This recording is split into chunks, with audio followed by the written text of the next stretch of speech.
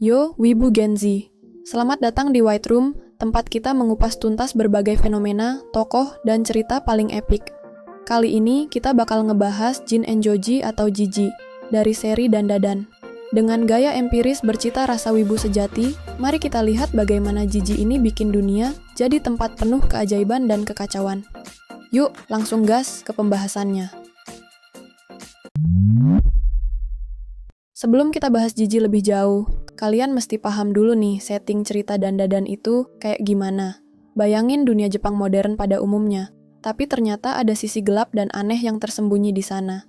Dunia ini dipenuhi fenomena supranatural seperti roh jahat, yokai, hingga invasi alien yang absurd. Ceritanya berlatar di kota kecil dengan suasana beragam. Kadang horor supranatural, kadang lucu banget dengan absurditas alien yang bikin ngakak. Satu hal yang pasti, dunia Dandadan ngajak kita untuk nggak percaya apapun yang biasa-biasa aja.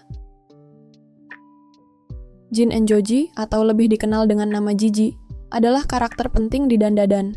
Dia teman masa kecil Momo Ayase yang udah lama terpisah karena Jiji pindah ke pegunungan. Beberapa tahun kemudian, Jiji balik lagi dan ketemu Momo waktu dia minta bantuan nenek Momo, Seiko Ayase, buat ngusir Evil Eye yang mengganggu rumahnya. Nah, kejadian itu malah bikin Jiji jadi wadah bagi yokai tersebut.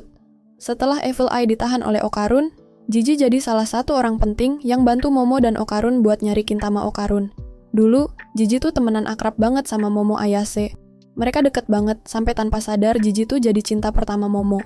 Tapi, pas Momo mulai ngikutin ritual-ritual Seiko Ayase, Jiji malah ngejekin dia dan hubungan mereka jadi renggang. Akibatnya, Jiji sama keluarganya pindah ke pegunungan dan lama nggak ada kontak sama Momo. Suatu hari, Jiji mulai ngerasain hal aneh di sekitarnya, tapi nggak ada yang percaya sama dia. Bahkan, orang tuanya cuekin semua cerita aneh itu. Tapi, makin lama, Jiji makin sering ketemu sama roh yang terus ganggu dia, sampai bikin orang tuanya sakit parah. Mereka udah nyoba nyewa dukun terkenal buat ngusir roh, tapi gagal semua. Sampai 3 dari 5 dukun malah bunuh diri. Setelah diceritain kalau Seiko Ayase adalah satu-satunya harapan terakhir, Jiji akhirnya nyampe ke rumah Seiko buat nyari solusi dan ngelanjutin hidupnya di sana sampai masalah selesai. Jiji dikenal sebagai anak muda yang super hiperaktif dan penuh drama. Ekspresi wajahnya sering banget berlebihan, dan dia punya kebiasaan pakai tik verbal unik kayak "fu" atau "fuwatsu" di akhir kalimatnya. Beberapa cewek ngelihat Jiji tuh lucu dan charming banget sih. Apalagi dia tampan, jadi ada banyak yang suka sama dia. Tapi, ada juga yang ngerasa Jiji itu annoying banget dan sering mengganggu. Bahkan Seiko Ayase pernah ngatain Jiji bodoh dan sarkastik, nyebut dia sebagai jenius. Jiji juga punya aura playboy banget. Dia sering genit sama cewek-cewek di sekitarnya. Apalagi pas pertama kali ketemu teman-teman sekelas Momo Ayase, dia langsung minta nomor HP salah satu cewek karena imut banget. Tapi di balik itu semua, Jiji juga punya sisi baik hati. Dia udah ngebuktiin kalau dia peduli banget sama Momo. Meskipun dulu ngejek-ngejek Momo.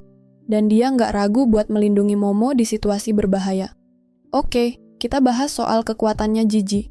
Jiji bisa lihat roh sejak ketemu Evil Eye di rumahnya dulu. Dia punya cadangan ki yang luar biasa besar, bikin kekuatan spiritualnya jadi langka banget dan dicari-cari roh jahat. Setelah dilatih sama Seiko, Jiji bisa nahan Evil Eye yang ada di dirinya dengan nyalurin ki ke benda dingin. Tapi, hal ini bikin Jiji cepet kehabisan tenaga. Jiji punya teknik serangan H-Wave, di mana dia nyalurin ki ke tangan dan lempar tangan ke depan buat ngeluarin ledakan energi yang bisa dorong mundur target. Tapi, serangan ini nggak cukup kuat buat lawan musuh yang lebih tangguh.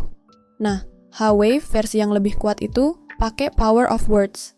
Jiji bisa nguatin serangannya dengan kata-kata seperti Evil Gun, yang bikin serangan energi itu lebih gede dan lebih berdaya ledak. Ini pertama kali digunain buat ngebebasin Aira dari globalist yang tahan dia.